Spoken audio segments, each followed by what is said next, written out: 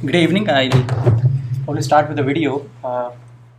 Probably common to most countries. I'm not sure about the US, but applicable to most countries that I know of.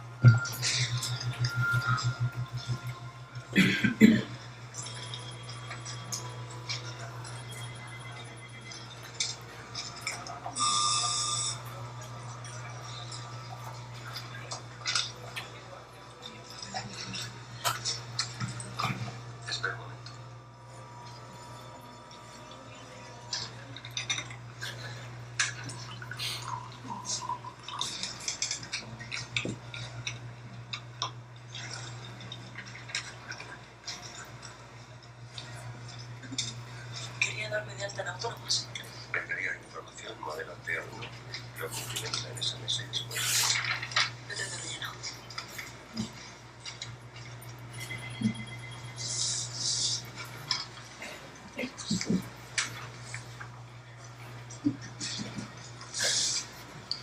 No relleno la casilla.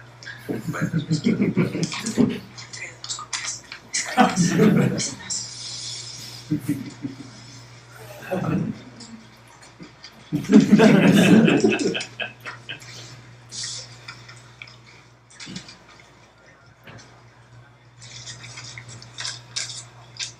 Le falta un peso de Hacienda. Y la fotocopia.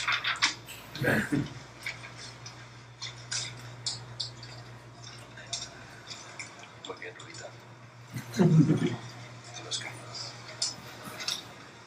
Fotocopia del número de cuenta. Fotocopia de la tarjeta de la Seguridad Social. Foto con los impresos de Hacienda.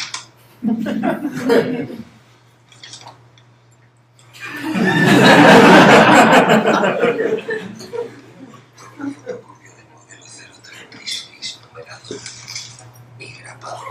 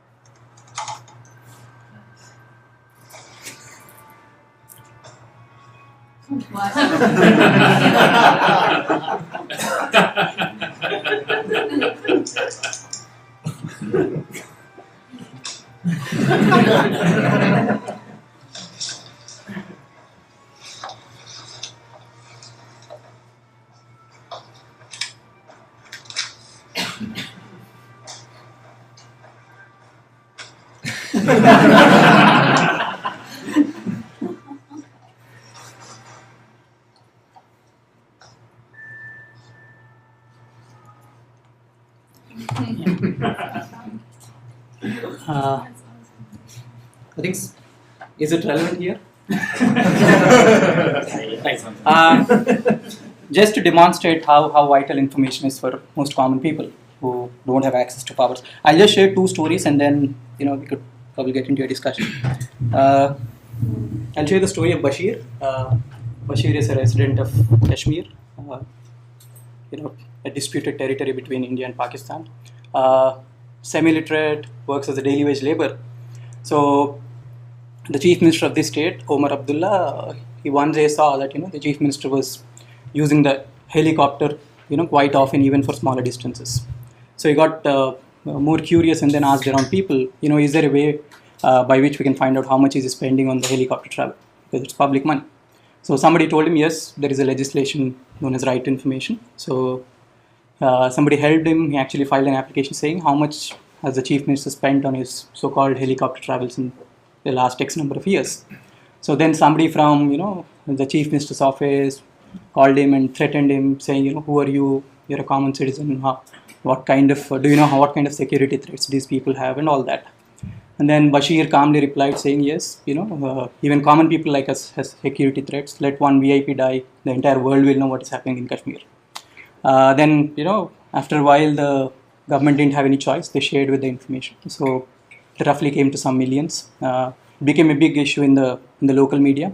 Then after a while, the chief minister, which is similar to a governor of the state here, had to tweet this.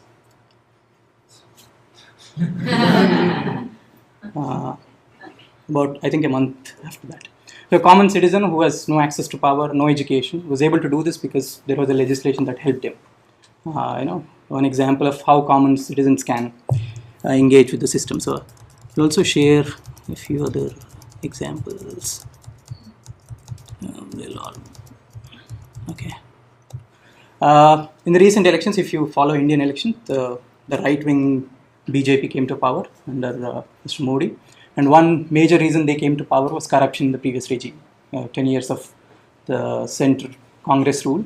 And all these three people are either from the Congress or their allies. Most of them are behind bars now, two of them, I think. Now, there were some pretty big scams in the last 10 years, running into billions of rupees. So, and almost all of those scams were out because some citizen or the other used right information. And in a way, the victory of BJP can be attributed, to a certain percentage to this legislation. And the information that was brought out about these huge scams, billions of rupees, was by common citizens. Not by any citizen groups that are backed by thousands of people, but common citizens. So there are a few examples of common people using. This is our former president of the country. He's a ceremonial head. We have a parliamentary system there. So somebody asked her again, how much did you spend on your foreign travel? So various issues that came out. And this is one way in which it's affecting. And I also share some stories related to data. Now, in my view, I've been working in this space for the last 10 years. So back home in our country, people are using this legislation in three different ways. One is getting their work done. A lot of times things don't work on time. So people use this as a tool to ask, where is the work stuck, who is responsible, what is happening to their work. The second thing is a lot of groups have started using this for advocacy. So this one such example, farmer suicide is the big issue in India. Farming is no more tenable, so a lot of farmers commit suicide, running into thousands every year. So, usually the federal government collects these numbers from the local state governments. So, but what we found was we got this data from the state government and the federal government, and the numbers are pretty different. The state government sends a different number to the federal government and keeps itself a different number. So we saw that the local government was trying to hide a lot of suicide, just to tell people that the suicides have come down, we are taking measures, etc. So we got information, one from the federal government, one from, we don't have, when this happened 3 years ago, we didn't have an open data portal or all that sort. So the information had to be got manually from both different departments. So this is one way in which people are using for advocacy, where getting authentic numbers, if there is a difference between what the federal government says, what the local government says, so making it a huge issue. Then, example, this case, the Indian law, all the under trials, if they have undergone a prison term, which is more than 50% of their maximum punishment, they are automatically eligible for a bail. That's what the Indian law says.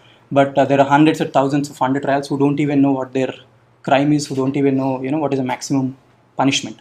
So, somebody again used this legislation to kind of understand how many such people are languishing in jails, in Maharashtra, in one state.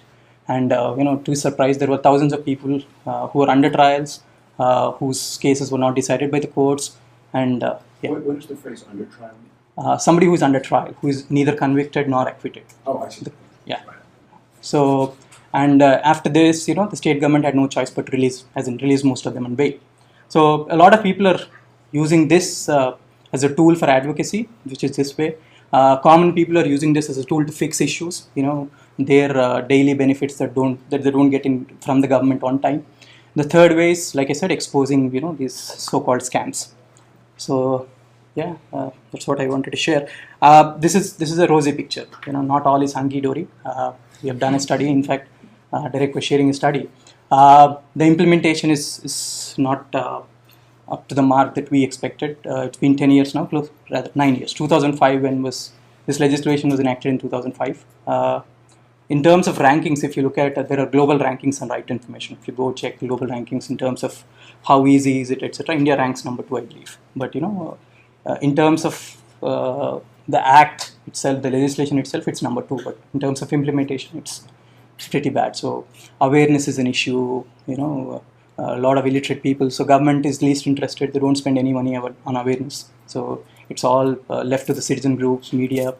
Then we have a lot of issues in implementation because most of our government structures and data is not computerized. So a lot of them still deal with paper files. So, and usually it so happens that at the grassroots level, you're actually dealing with somebody who probably siphoned off that money. So they would never share with that information. So there are power struggles always. So there were cases where people were killed because they were asking for information that was sensitive in nature. So there are implementation issues, but at least this has given a sense of hope for a lot of people. If you see the last 10 years, I think a lot of people have used this legislation. Roughly about each year we get about close to 4 million requests across the country. Which is very less compared to the population. Yeah, but 4 million requests, which is growing by the day. But like I said, there are problems. There are issues with implementation. The state is not the least interested. They don't want to do things because for obvious reasons. And the data culture is only picking up just now. The federal government started an open data portal, but things are yet to take shape. Yeah, I think. Yeah. So are there a lot of people beginning to work in this area of educating people around their right to freedom of information? They are. But like I said, one good thing about this legislation is it is applicable to every group. There are a lot of groups working on education, working on environment, working on energy. Whichever sector you're working in, this becomes a very important tool because you would probably have to exercise this to get a lot of information. So a lot of groups do it, but like I said, no group can match the power of the state. If the state is really interested in terms of providing awareness, no citizen group can match them. So in terms of, they do, in fact, our state does a lot of awareness on various other benefit schemes. There are a lot of advertisements in media, but with respect to this, it's very little. There are groups that are working, but like I said, it's what we can do is very limited in our own space of work. And no funding agency would like to give money when we are saying, and this is perceived as anti-government. People they tend to identify this as, the anti-state, so it's pretty difficult. So you're saying everything's paper and whatnot. Not everything, yeah. But what's the process? I mean, do you have to go to an office? Yeah, like the video, or is there an online request like that? Yeah, okay, good question.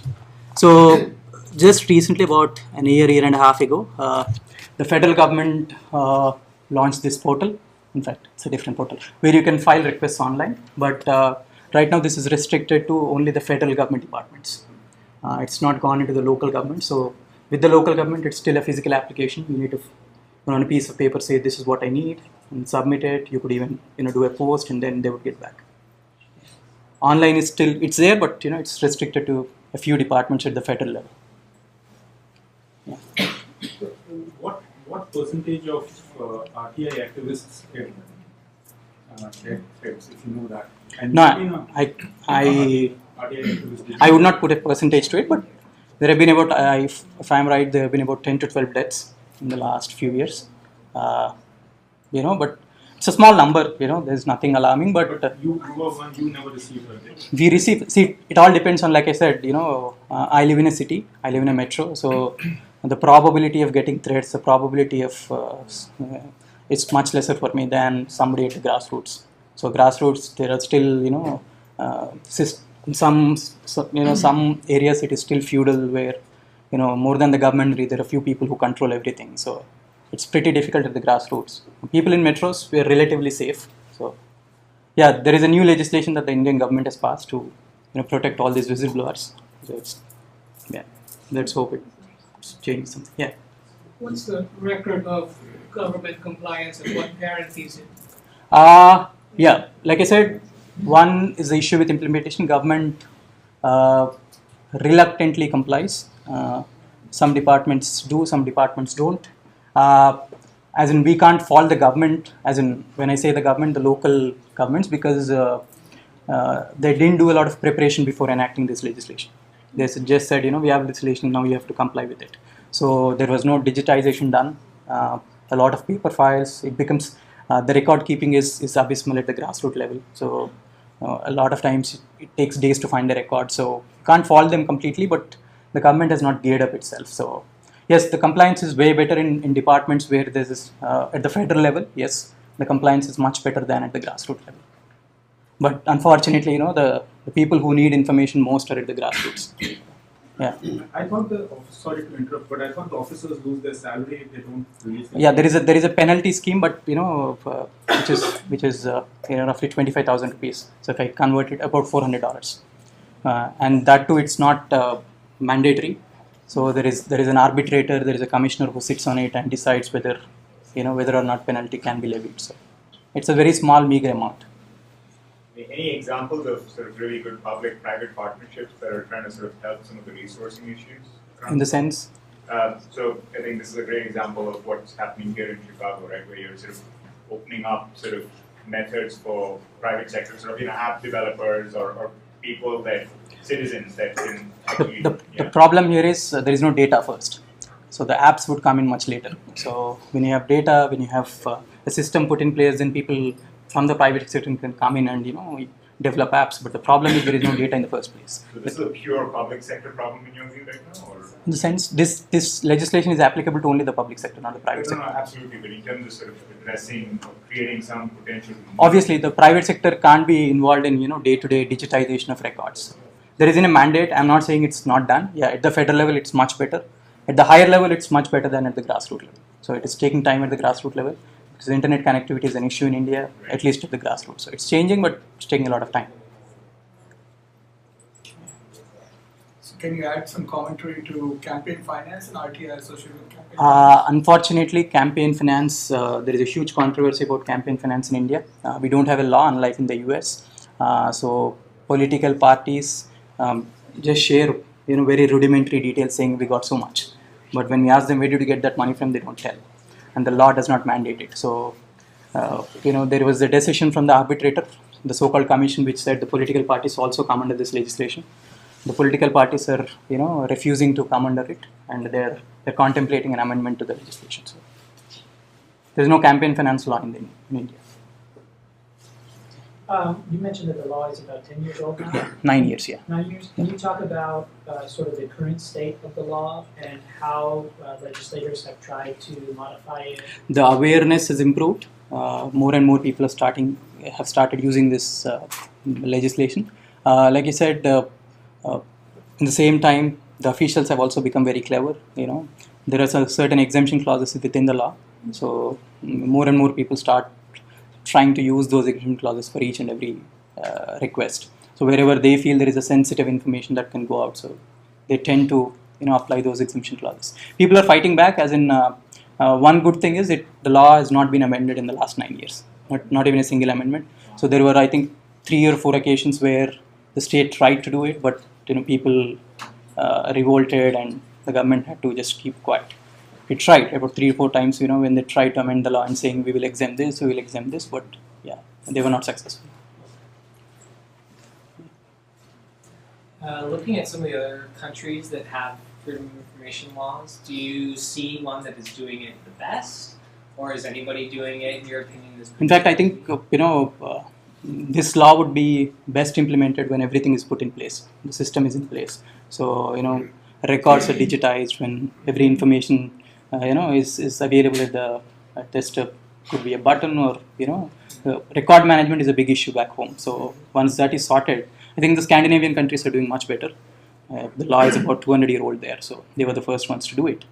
And in fact, just yesterday, the federal government passed an order that all requests and replies should be put online, back home in India. So let's hope something happens. Do you think the US is doing a job? US, I'm not sure. I saw some government websites where they actually uploaded replies, but I don't think all the government departments do that, if I'm right. Yeah, it depends on the municipality. But I think, one basic difference between the US and India is you have an open data culture where a lot of data is available. back home, but we do not have. Yes, at the federal level we have a data portal, but at the local level we don't. So for every data we tend to go and use this legislation. Whereas for people here, I think it's only that data which is not available that you go and use the legislation. So the use of that legislation is much lesser here, I believe, because the data is readily available.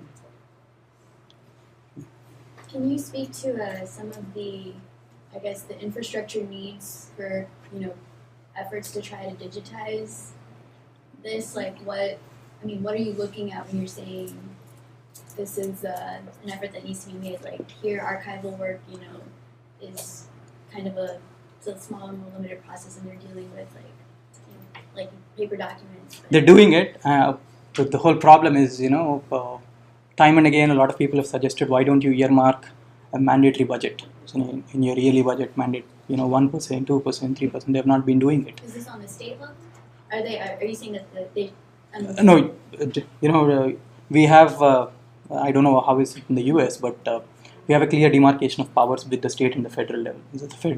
The center or the federal government has powers in certain departments, whereas the state government has powers in a lot of other departments. So it's at both levels. So they're not ready to earmark funds. It's happening. I'm not saying it's zero. There are some departments which are completely digitized now, but there are some other departments which are not. So it's an issue of culture. A lot of officials don't want to change. They like status quo. Suddenly, 60 years after independence, they say you have to share everything when everything else was a secret. They're not ready. So every time one would go file a request, they would ask, why would you need this? Who are you? So that whole culture. Yeah. I actually just want to resonate that. My dad works in government in Pakistan, and it's exactly the same. I went to his office, everything was in files. And there's no concept of using emails. I mean, he had a computer right there on his side, and I think he looked at it once a day, maybe. Everything was... There's a culture issue, yeah. Like he said, there's an issue of culture, yeah. Yeah. You had mentioned earlier about the Swedish government, which this would fall into the office of the ombudsman, who would oversee conflicts of interest, ethical issues, and perhaps compliance issues on this very act. Do you have a similar body that oversees the implementation? We have. We call that as the Information Commission. Who's that? Information Commission. Yeah, we have that. And that's a political appointed office? Yes. It's a political appointed office, but the committee that appoints them consists of both the groups. It consists of the ruling group as well as the opposition. So, but at the end of the day, yes, it's a political appointment. But it's independent. It's not it's like a court, so it has all the independence that it wants. Yeah. And you asked about citizen journalism, or you talked about citizen journalism and citizens making direct requests to people in government to find stuff out. Is there any possibility or capability of similar kind of like volunteerism, or just everyday citizens taking part in an effort to help digitize records, or is that something that is not allowed? Like I said, the issue is not with funds. Yeah. Indian government is flushed with funds. The issue is not with funds, but the issue is with culture. Departments at a lower level, don't want to do it because they feel their jobs are at stake. A lot of people look at the computer as a villain, that would replace them. So at the grassroots, there is a great reluctance to use computers. Yes, it's mandated, it's slowly changing, but the younger ones are using it a lot, the new ones who get recruited, but the older ones, they're still very reluctant to use computers or change their way of work. So it's not a question of funds, it's not a question of volunteerism or resources. It's purely a question of a culture. Okay. Yeah. I just want to share an observation and ask a question that I find one of the deepest ironies of the technological advancement of the last few decades to be that India on one hand is a hub of technological expertise that has transformed the entire world, and the Indian economic and socio-political landscape itself has been shifted by these technological advances, and at the same time you have this deep culturally ingrained hesitancy towards transparency and the openness of data. And I'm just wondering if you've looked at but the Indian government is not the only government in the world which disincentivizes transparency, right? So are there other models around the world in terms of a community organizing perspective are there strategies that you've seen elsewhere that you think would be feasible to apply in India? I would say Scandinavian countries, like I said, are the front runners. It could be co-opting certain departments, certain officials who believe it is their interest, transparency is in their interest. A lot of people still believe within the system that transparency. So it's about co-opting them probably. And I believe a lot of people talk about technology as an enabler, but sometimes when there are deep cultural issues like this, technology could be could be a stumbling block as well. When people are illiterate, yes, the irony is I come from a metro which is the same case. It's an IT hub. All the companies that you have in the US, they have their shop there, but on the other side you have this. So yeah. Okay. Do you see any Indian states doing better than others? There are certain states which are small and which have embraced technology, doing slightly better than states that have deep, historical issues with caste, with race. Yeah, it has to do with the history of the states. The southern part of the country does well in most cases than the northern part of the country, for historical reasons. Yeah. Do you see a really good way to digitize? Have you guys kind of envisioned what that might look like? Simply because from my personal experience working for federal government, we're trying to be really transparent, but we're having a problem with actually getting data out there in some sort of organized fashion because it's in so many different systems, it's all disjointed, and we still get FOIA requests, and we have to scramble for weeks to just gather everything still. Then culture is the first issue. This is the second issue. We don't have. I don't think there are guidelines that mandate that data has to be structured in this format. So usually the local governments do it. The one who sits in front of the computer decides the format. It's what is easy to him. So somebody who knows how to use Excel just decides I'll enter it. I'm comfortable with 2 columns. He'll put 2 columns. So usually at the grassroots, this is how it works. Yeah, we don't have that. Yeah, that's the second issue. Once we win culture, but the second issue is that. But unfortunately, I think the first step is first get everything digitized. At least if that happens, we could slowly work our way out. But even that is becoming a big issue. We are unable to do it.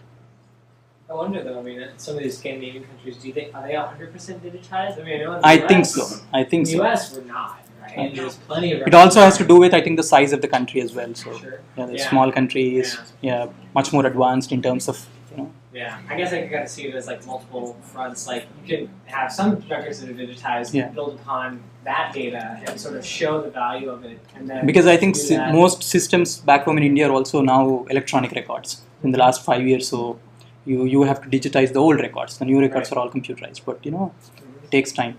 Like I said, a lot of people outside India or outside believe that the third world has a lot of issues with money. It's not true. People believe that they have the third world does not have money. So-called first world has to fund them. No, there's enough money. Just that it has to be used properly. Anyone else who hasn't had a chance? Yeah. I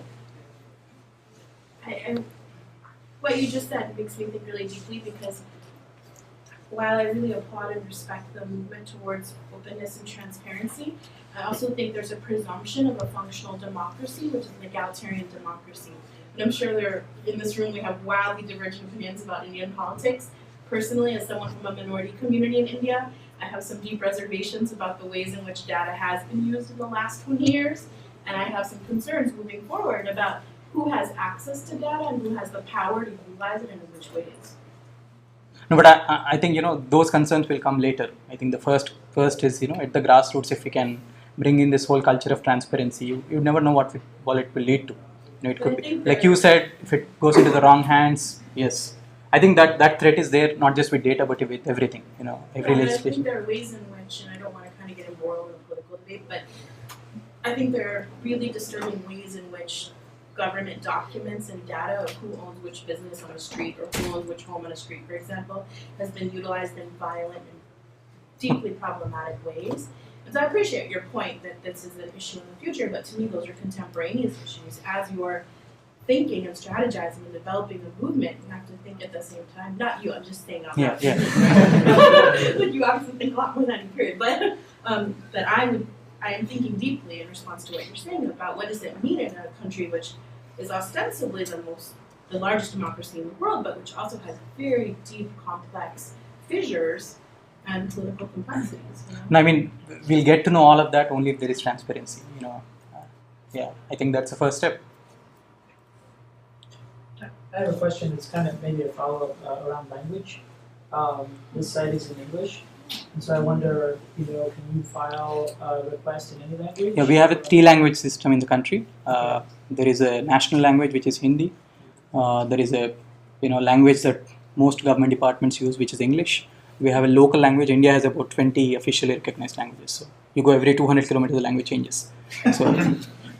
So at the local level, yes, you could file application in any of the 3 languages. You could file it in your local language. You could file it in English. You could file it in, let's say, Hindi. Are they planning on digitizing in all applicable languages? They have to. And whether it's Windows or Google, etc., they have just opened up to all the Indian languages. They didn't so far. So they have been very late compared to opening up to other languages. They've just recently opened up to various Indian languages. So yeah, language is also an issue, like you said. Yeah. Just to clarify, you don't expect them to keep records in all languages? No, I mean, she's saying. Are you saying they won't? When they digitize, are they directed to digitize in a particular language, or do they have to digitize in multiple languages? In just the local language as of now. Just the local language. Or in whichever language the record exists. So now, if you have data from multiple regions, and you want to compile it together for a countrywide data set, what do you do? That's an issue of tomorrow. So. We have a lot of people, they can do the translation. I mean, it's a practical issue, but frankly speaking, it's not an issue of today. So we're struggling with first data, then. But usually there are a lot of political compulsions back home, so probably the same here. We have a multi-party system. We have close to about 1,500 parties, at which roughly 1,000 participate in every election. So we have different governments at the state level, at the federal level. They don't see eye to eye. So a lot of political issues as well. It's not just a case of. The moral of the story is, if you hate the US politics, you should go and visit India. No, I mean, yeah. See, I had some prejudice before I came here. When I say prejudice, I had some certain expectations of the US. I was there at the Obama rally day before. I didn't see any difference in the speeches back home in India and here, frankly speaking. Except for the way the meeting was organized with respect to the speeches, content. I didn't find any difference. So I think politics is the same everywhere. Just that it's more glamorized way of politics here. I believe that. So I don't see any difference. We will stop there. Yeah. But thank you again. This was great.